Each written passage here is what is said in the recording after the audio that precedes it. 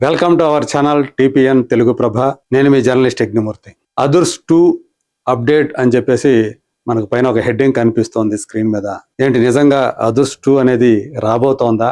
అయితే అది ఎప్పుడు వస్తుంది? సేమ్ మళ్ళీ ఇద్దరు కాంబినేషన్లోనే, జూనియర్ ఎన్టీఆర్ వివి వినాయక్ కాంబినేషన్లోనే ఆ సినిమా రాబోతుందా అనేటువంటి కుతూహలం అభిమానుల్లో కలగటం అనేది సహజం. అయితే మరి అదృష్టం నిజంగా వచ్చే అవకాశాలు ఉన్నాయా? సో మొదటి సినిమా వచ్చి చాలా కాలం అయిపోయింది, ఆల్మోస్ట్ 1.5 డికేడ్ అయిపోయింది. జూనియర్ ఎన్టీఆర్ డ్యూయల్ రోల్ పోషించాడు. నయనతార అలాగే షీల వీళ్ళిద్దరూ కూడా జూనియర్ ఎన్టీఆర్ కి జోడీలుగా ఆ సినిమాలో నటించారు. ఫస్ట్ టైం రిలీజ్ అయినప్పుడు అదుర్సు అంత పెద్ద భారీ విజయం ఏమీ సాధించలేదు. కానీ తర్వాత కాలంలో టీవీల్లో అలాగే యూట్యూబుల్లో ఆ సినిమా బాగా పాపులర్ అయిపోయింది. అందుకు ప్రధాన కారణం అందులో చారి అనేటువంటి ఒక క్యారెక్టర్ లో తను బ్రాహ్మణుడుగా జూనియర్ ఎన్టీఆర్ చేసినటువంటి క్యారెక్టర్ ఏదైతే ఉందో అది, అలాగే బ్రహ్మానందం వీళ్ళిద్దరి కాంబినేషన్ లో వివి వినాయక్ చిత్రీకరించినటువంటి సన్నివేశాలు ఏవైతే ఉన్నాయో అవి హిలేరియస్ కామెడీని సృష్టించాయి.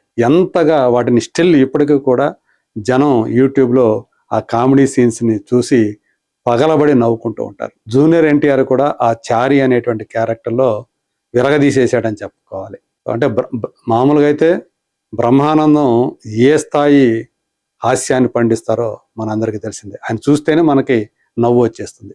అలాంటి ఆయన కూడా నిలబెట్టేసేసి జూనియర్ ఎన్టీఆర్ చాలా అలవోకగా ఆ కామెడీ డైలాగ్స్ని, అంటే ఆ సందర్భానుసారం ఒక రకమైనటువంటి డిక్షన్ని ఆయన అందులో మెయింటైన్ చేసి, ఆ త్రూఅవుట్ క్యారెక్టర్లో మెయింటైన్ చేసి తను కూడా బాగా నవ్వించాడు. సో అందు గురించి అదుర్స్ అనేది ఫస్ట్ టైం థియేటర్లో రిలీజ్ అయినప్పుడు కంటే కూడా ఆ తర్వాత కాలంలోనే అది ఒక కల్ట్ స్టేటస్ ని సంపాదించుకుంది. అందు గురించే అదుర్స్ 2కి సీక్వెల్ వస్తే బాగుంటుంది అని చెప్పేసి చాలా మంది అభిప్రాయపడుతుంటారు జూనియర్ ఎన్టీఆర్ అభిమానులు. దీనికి ఆద్యం పోస్తూ వస్తున్నాడు ఎప్పటికప్పుడు రైటర్ అయినటువంటి కోన వెంకట్.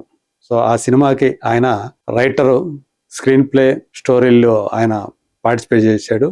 అలాగే బాబీ కూడా తర్వాత కాలంలో ఇప్పుడు పెద్ద డైరెక్టర్ గా మారిపోయినటువంటి బాబీ కూడా అందులో రైటింగ్ టీమ్ లో ఉన్నాడు. తను కోన వెంకట్ తరచూ అదుర్స్కి సీక్వెల్ వస్తే బాగుంటుంది, అది చాలా హిలేరియస్ ఎంటర్టైనర్, దానికి ఆ స్కోప్ ఉంది అని చెప్పేసి ఆయన ఎప్పటికప్పుడు చెప్తూ వస్తున్నారు.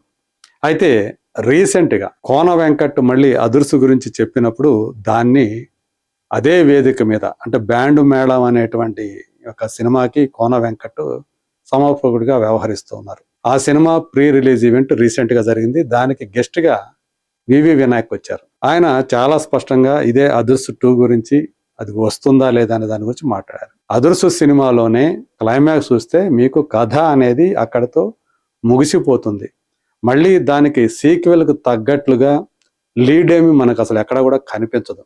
అది ఒక ప్రాపర్ ఎండింగ్ ఫిలిం.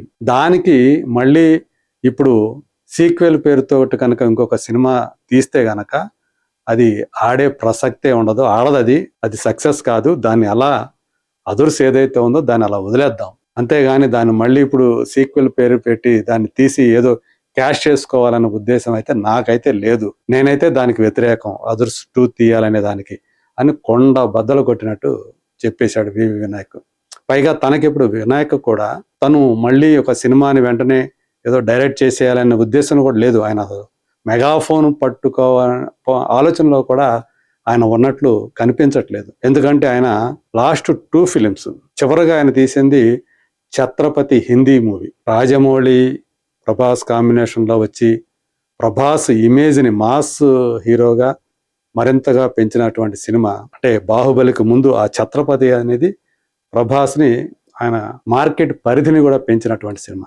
దాన్ని హిందీలో రీమేక్ చేశాడు వివి వినాయక్. నిజానికి అది ఆయనకి ఇష్టం లేదు దాన్ని రీమేక్ చేయడం హిందీలో. పైగా హిందీలో తనకి పట్టు కూడా లేదు వినాయక్కి. కానీ బెల్లంకొండ సురేష్, తన స్నేహితుడైనటువంటి బెల్లంకొండ సురేష్, తను డైరెక్టర్ కావడానికి ఆది అనేటువంటి సినిమాతో జూనియర్ ఎన్టీఆర్తో ఆ సినిమా ఫస్ట్ తన డైరెక్టోరియల్ వెంచర్ అది.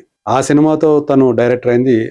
దానికి దోహదం చేసింది బెల్లంకొండ సురేష్ కాబట్టి ఆ స్నేహంతో ఆయన కొడుకు బెల్లంకొండ సాయి శ్రీనివాస్ కథానాయకుడికి, అంటే ప్రభాస్ చేసినటువంటి క్యారెక్టర్ని హిందీలో సాయి శ్రీనివాస్ చేశాడు. ఛత్రపతి అని చెప్పి తీస్తే అది డిజాస్టర్స్ కా బాప్ అంటారు కదా, అలా డిజాస్టర్ అయింది. అంటే మొట్టమొదటి షో నుంచే జనం లేక థియేటర్లన్నీ కూడా ఈగలు తోలుకోవాల్సిన పరిస్థితి.